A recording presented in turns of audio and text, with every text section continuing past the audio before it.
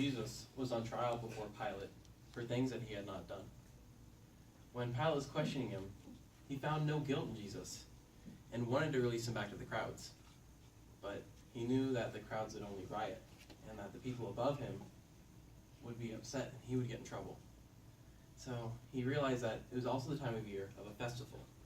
And at this festival, he was supposed to release a prisoner.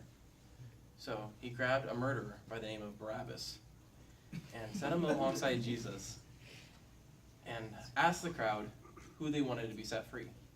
And the crowd demanded that Barabbas be the one that set free. And so Pilate agreed and set him free. And then he asked, well, what should be done with Jesus?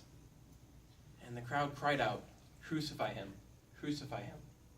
So Pilate sentenced him to crucifixion and then washed his hands of it. Then Jesus was beaten, whipped, humiliated, spat upon, and even stripped of his clothes by these Roman guards. And after all of this humiliation, Jesus was then forced to carry his cross through the streets up to the place called the Skull. And on his way up there, he collapsed due to the exhaustion of what had happened to him. And so the guards, they pulled a man off the street and had him carry the cross the rest of the way for Jesus. When they got up to the Skull, Jesus was stretched out on the cross, and they nailed his hands and his feet, and they put him up, and he was between two thieves, one on each side.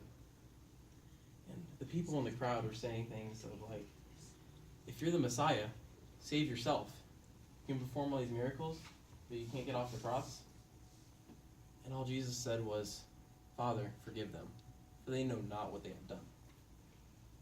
And even one of the thieves that was on the cross turned to him and said, well, if you're the Son of God, save yourself and save us too. And the other thief said, don't you fear God? This man is innocent, but we deserve to be up here. And then he asked Jesus if he would remember him once this was all over. And Jesus said to him, today I will see you in paradise. And the darkness covered the sky for 3 hours. And after that time, Jesus looked to God and said, Father, Father, why have you forsaken me? And he gave one final breath, said, it is finished. And with that, he died. Now after his death, a man by the name of Joseph came to Pilate and asked if he could have Jesus' body so that he could put it in his own personal tomb to deal with it properly and honor it. Pilate agreed to this, but the religious leaders were worried that the followers of Jesus would take his body and hide it in order to fake his resurrection. So they had Pilate put a stone in front of the tomb with 2 Roman soldiers guarding it.